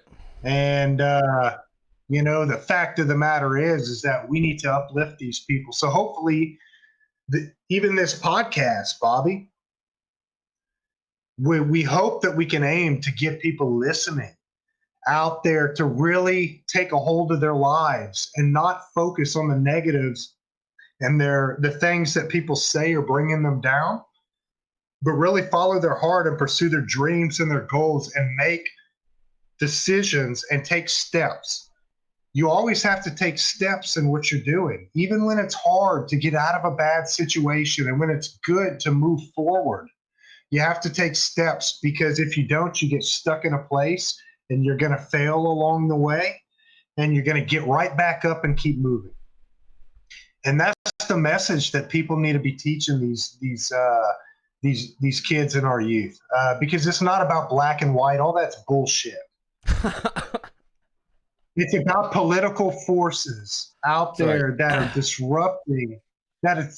disrupting all the progress that we've made of a society, and all these this racial tension and everything that's been ignited, when really, if you look at the facts behind it, Right. that these communities have risen up and are doing better than they ever done under this administration, and they will continue to do better because people will be out there to help these people. We're going to show them the light to where they can make decisions for themselves. Right. And grow to succeed just like anybody else in the free America that we strive. Well, I didn't mean for this to get too too political, but you know what, Blake, Yeah, we're here. Let's go. So here's my opinion. I had an odd year, just like anyone else has, and so 2020 has been, I think it's been personal to everybody in one way or another. For myself, it's been seeing people that have known me my entire life go along with the rhetoric that I'm a closet racist or a racist for supporting Trump. Now, they're entitled to their opinion. That's fine. But what scares me and what kind of brought all this to my attention is that these are people who have known me for decades. And all of a sudden, they're saying this based on me voting for Trump. Now, if it was the other way around, if there was somebody else in office, it's not who's in office. That's not the topic that I'm concerned about. It's the fact that somebody was able to have their mind changed by what they saw on social media about someone they've known for decades. And and so from that, I've also grown a lot closer with several other friends and trying to do this as a problem solving. Okay, so what is the issue here? How big is this problem? How can we fix it? And as the years gone by, we've all seen this issue get much larger and spreading. Now, do I think the end of the world is tomorrow? No, I do not. But I do believe the greatest generation has gone. Most of them are passed away, and then it's our parents who are passing the baton to us now. And it's kind of time for our generation to step up and say, okay, these are the problems that we were given, we inherited. How do we keep a positive attitude and identify people's real concerns and people's false concerns. They think that are problems. And my biggest issue with the rhetoric of white privilege, to me, because it doesn't make any sense from a purpose of an entrepreneur. Like if I was told that I have a disadvantage my entire life, I probably never would have thought that I could be where I'm at right now. Exactly. It's You'd not be that. put down Yes, just where they want you. It's not where it's not that my feelings are hurt when you say I have white privilege. You want to say I have white privilege, whatever, have fun with that. It's the fact of teaching that rhetoric to people who are not white, saying that they don't have, well, telling them directly you have a disadvantage, and not only saying that, but saying it every single day. You don't have white privilege. You have disadvantages. If that was told to a kid from toddler to high school that he was disadvantaged, that is going to take such a toll on him mentally, and it's going to create a lot of anger. Yeah. I Yeah, don't. you're saying you're not good enough. I don't agree with that rhetoric, and people may not understand that is what they're saying, but at the bottom of the day, I'm not going to tell a child because he's white he has advantages, and a child because he's, black, Asian, whatever, that he has disadvantages, because to me, saying if you're able to say there's white privilege right now, you should be able to go home and tell your kids that every single day. Hey, by the way, I believe there's white privilege. You're privileged, just so you know. Next day, hey, just so you know, you have advantages. Next day, hey, just so you know your advantage. Keep doing that for 10 years, and let me know how that works out. And every person I bring that up to, who believes in white privilege, says I would never tell my kids that. Then why are you telling me that? Yeah. Like, you realize you are telling your kids, like, through the fundamental of how communication works. And Yeah. I think the veil is slowly being uncovered of what it is to impact the younger generation in a positive way, and the impact of rhetoric and fancy words to make people feel special. Because you and I both agree that as kids, my mom told me I was special, but it was after my dad said, "Get your ass out there and work." It wasn't you don't have to work today because yada yada yada. It was, you have to go out there and work today. It's gonna suck, just so you know. But at the end of the day, he and I'd be sitting there and looking at everything we accomplished. I'd be like, "Oh wow, okay, so this is what it feels like to accomplish something." And it wasn't based on my race. The sooner we get rid of the rhetoric of your outcomes determined by your race, but while recognizing that where you are born and how you're raised is an impact, the better off we'll be. Yeah, on both sides. Both sides have to recognize that, because there's some on Republicans who are on the far edge of that too, where we have to kind of talk them off the ledge. Like, hey man, like, just because of XYZ doesn't mean you should think that all black people think this. And that's the scary part to me. Yeah. Is that the rhetoric out there is that all Oh, black it's like Black Lives Matter today. I mean, think about it. Black Lives Matter does not represent the true black population. The true black population is not Marxists in the streets tearing stuff down. They're great people. They're just like us. They want to be free. They want to succeed. And so you can't go off to even look at the division that's being cast out there today. Black Lives Matter was called Black Lives Matter for a reason, to take advantage of black populations and also make it to where it's harder to put down the organization, the Marxist organization, to put them down because of their name. But we all know that they don't represent the great people who live out in this world that just so happen to be African American. Yeah, I totally agree. And it's a weird topic, and it's very uncomfortable for a lot of people. And I did want to share one thing. I watched man, this is so off topic from business, but here we go. I watched a video of a gentleman, African American gentleman, giving what white privilege is. Class lecture. It's 9 minutes long. The funny thing to me, the odd thing to me, was that do you know what white fragility is? Well, what is White fragility? No. Okay. So, No, it was I like a think dirty word though. I don't know. Holly said defund the media. Yeah, defund the media. Let's be our own media.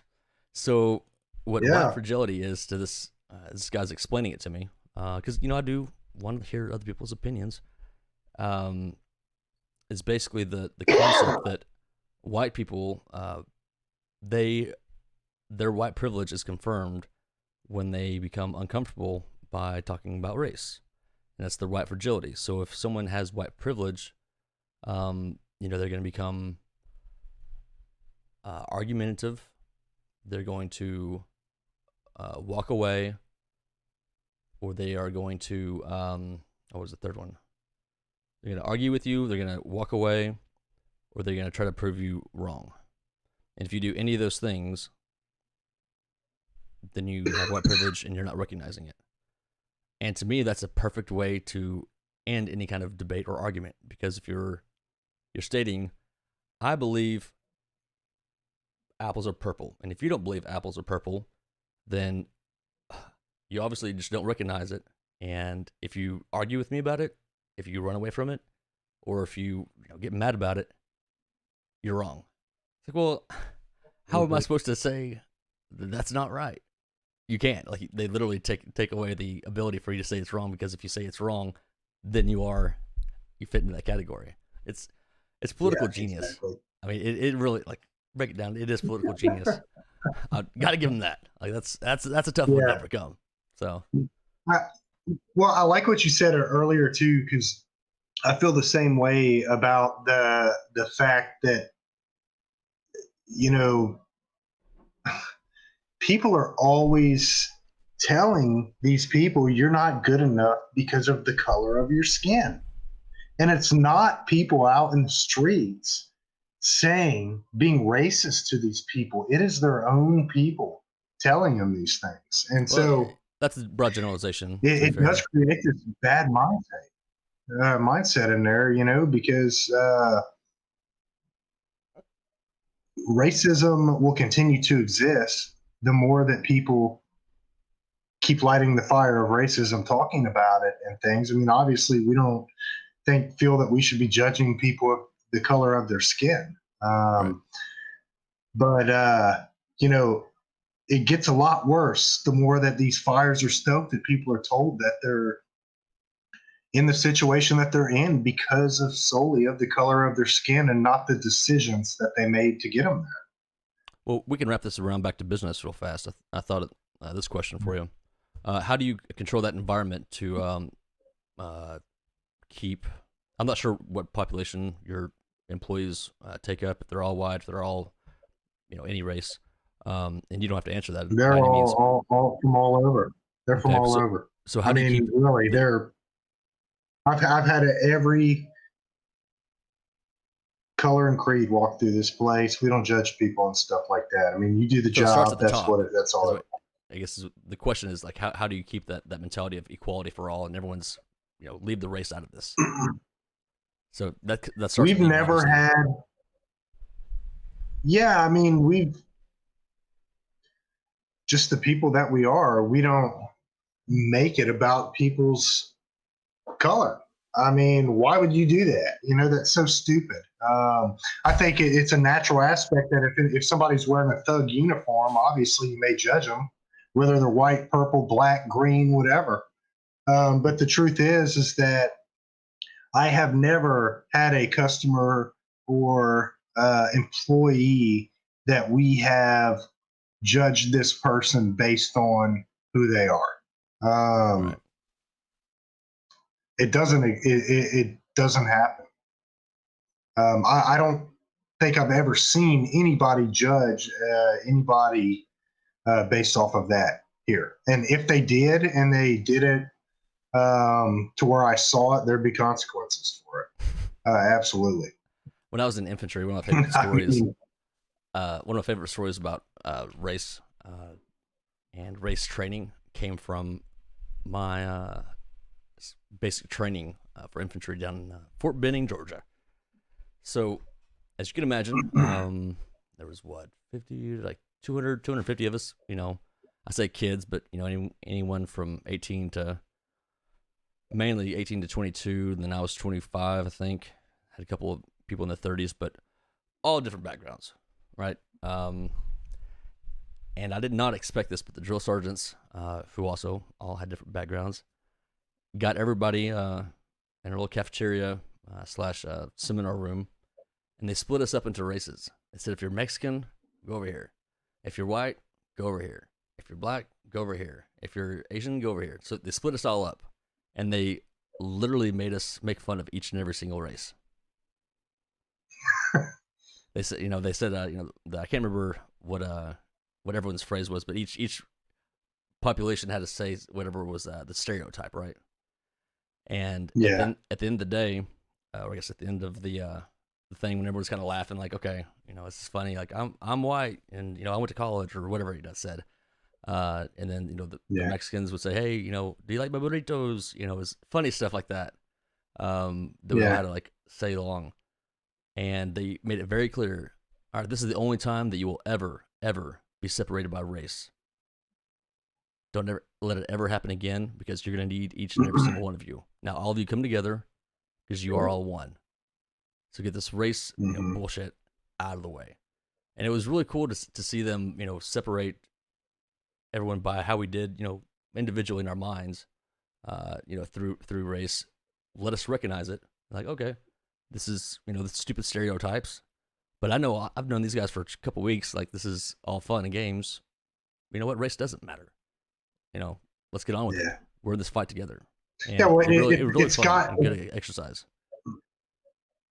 Race is something that is used by governments to control people. I mean, the fact is that you look at the history of what's been on and everything that's happened. I mean,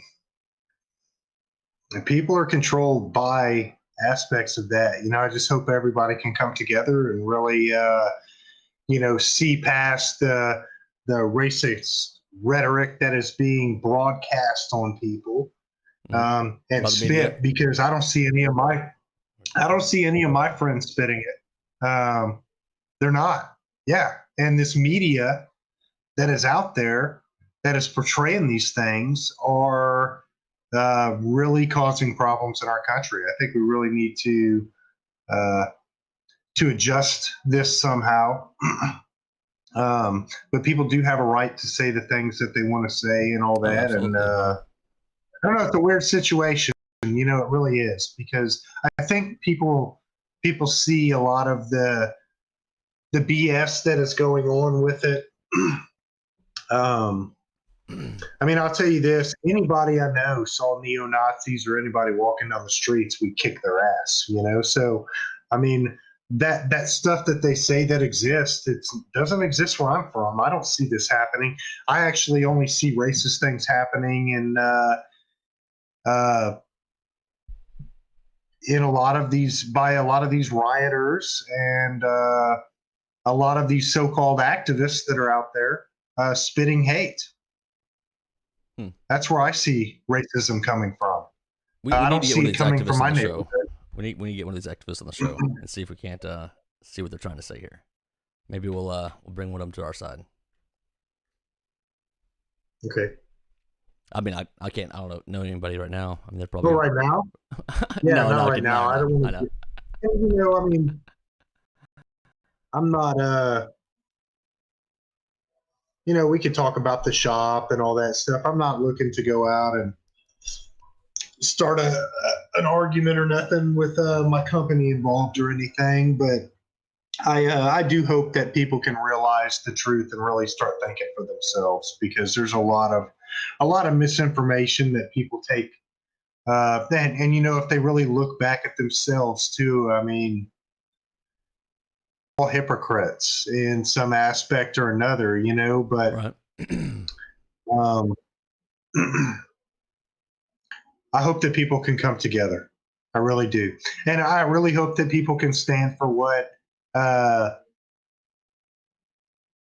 think we should stand for. Again, it's my opinion, but our country is a great country. We've got our flaws, and we've got a lot of things we need to improve on, but I wouldn't live anywhere else. I know there's Yeah. great places out there. There's other great countries too. Not to put any of them down, but as far as a capitalist society and growing business and being free, I haven't seen places that allow us to do the things that we're allowed to do here. I mean, really, I've seen people of all walks of life grow from nothing to become something huge.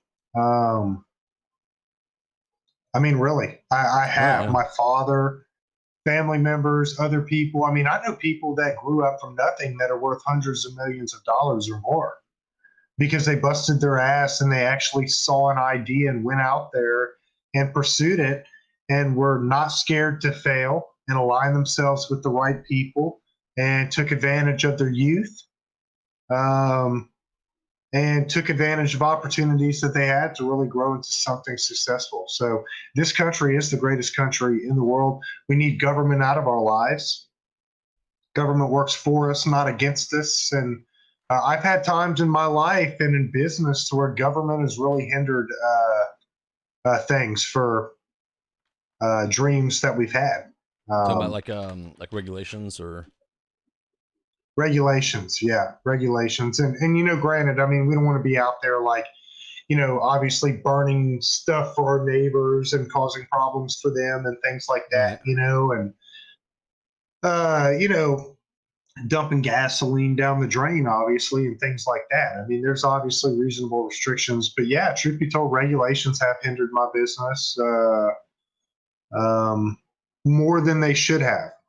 I've been unable to expand for a while because I went through a loop on stupid regulation. I mean, lo and behold, we own the property on both sides of the property line, yet we cannot put them in separate companies or things like that because then your septic crosses property lines. How stupid! But it Right. is what it is. You end up learning ways around that. There's loopholes and everything. I would have to say too, with the business aspect of legal advice and things like that, and learning law and things, you really need to be able to learn out there and research this stuff yourself because you cannot pay an attorney to find out all these things for yourself. The law is out there. The rules and regulations are out there.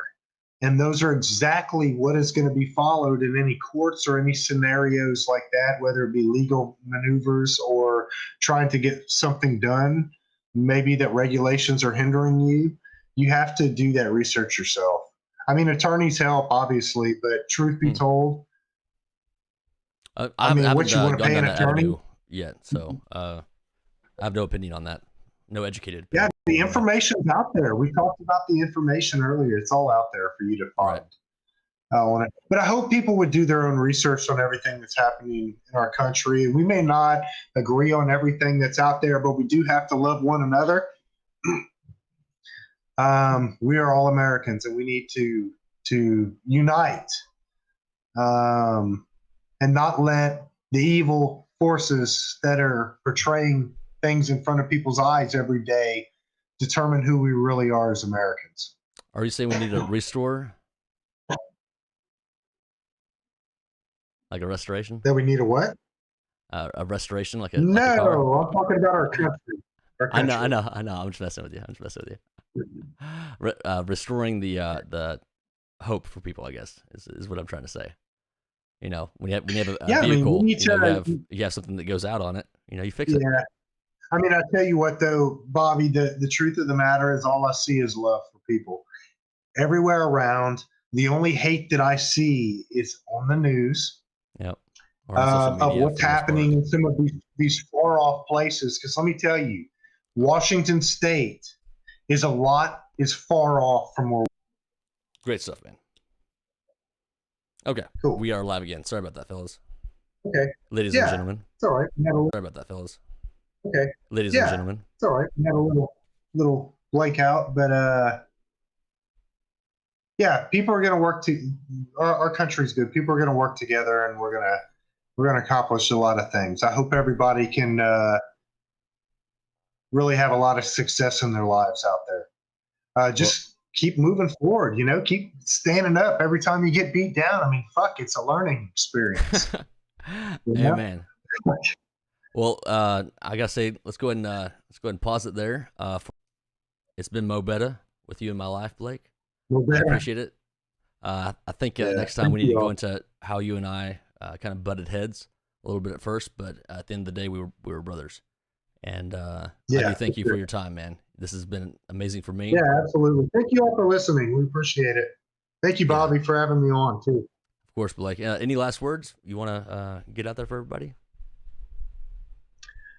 I just want to say I enjoyed talking to everybody. I enjoyed talking to you, Bobby. And, there's a lot of things out there that I think can be offered as advice and learning experiences. And although myself and other guests that Bobby may have on may not know everything, we're going to try to offer all the advice that we can for stuff. And I really hope y'all listen. We want to hear your feedback too, because that's important. So yes, please do. Y'all have a good night. Yeah. All right. God bless America. You take care of yourself, Blake, and we'll God bless see everybody America. next time. All right. Bye, guys. Thank you.